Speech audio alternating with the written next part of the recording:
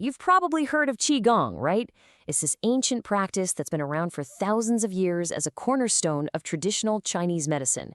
But what does modern science actually have to say about it?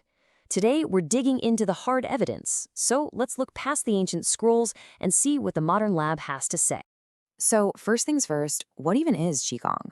Well, it's pronounced Qigong, and at its heart, it's a mind body practice.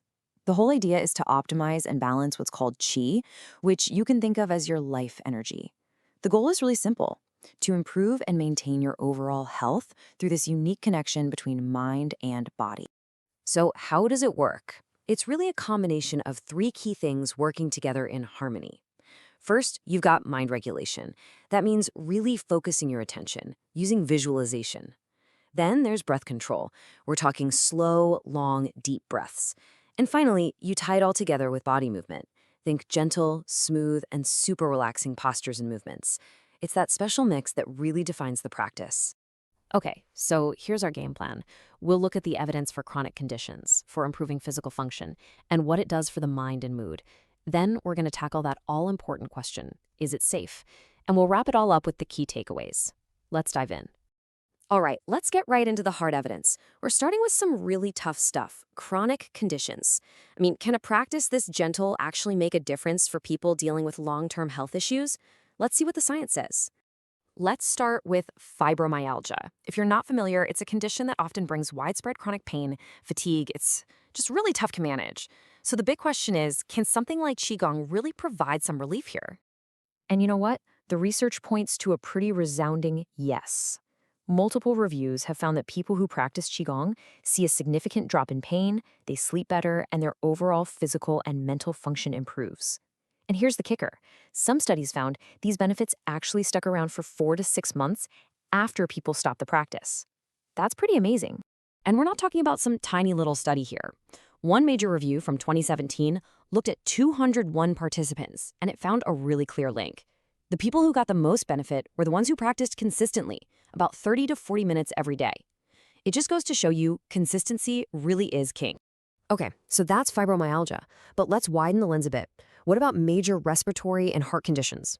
Can Qigong be a useful tool to complement traditional treatments for things like COPD or chronic heart failure? And wow, just look at the scale of this research. For COPD, a huge 2020 review, we're talking over 3,000 people, found that Qigong improved lung function, the ability to exercise, and just their overall quality of life. It's a similar story for chronic heart failure. Another big review, this one with almost 2,500 people, found that Qigong actually led to a higher quality of life compared to other types of exercise.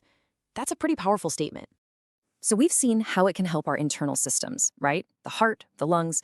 But what about how we move through the world? Let's shift gears and look at the evidence for improving physical function. Things like balance and movement. A really good test case for this is Parkinson's disease, a condition that directly impacts a person's movement. So how does Qigong stack up when it comes to helping with those symptoms? Okay, this is where things get really interesting. A 2020 review found something fascinating. While Qigong was about as good as other exercises for improving walking and general movement, it was better at improving balance. Think about that. This gentle, flowing practice actually provided greater improvements in balance than other forms of exercise. That's a huge deal. So that naturally leads to a really important question, especially for older adults. If it's so good for balance, can it help prevent falls?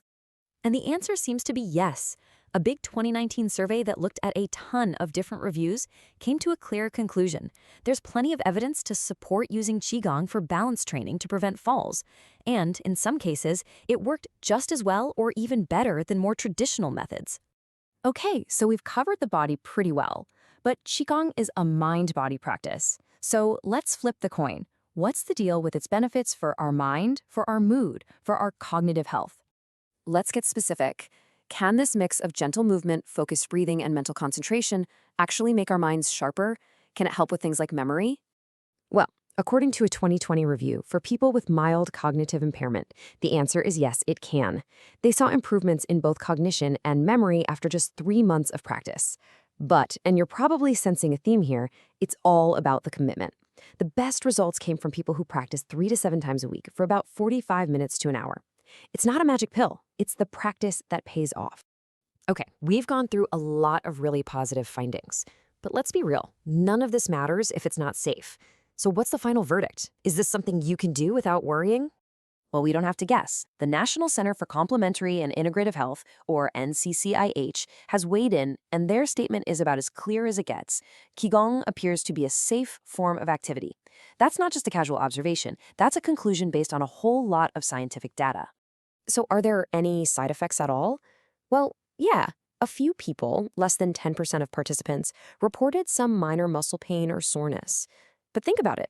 That's exactly what you'd expect if you started any new gentle exercise. It's totally on par with something like a beginner's yoga class. All right, that was a lot of information, a lot of science. So let's boil it all down. What are the absolute key things you should walk away with? Okay, here's the bottom line. Number one, it's safe. For most people, even those with chronic conditions, this is a very low-risk activity. Number two, the benefits are backed by evidence.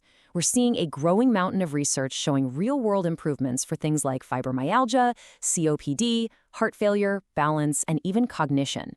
Number three, think of it as a complementary tool. It's a fantastic addition to your main treatment plan, not a replacement. And number four, and this is super important, always talk to your doctor before you start anything new. That's just smart practice. So the science seems pretty clear, right? For a lot of people, Qigong offers real, measurable benefits with incredibly low risk. So the only question left is the one only you can answer. Could this ancient practice have a place in your modern life?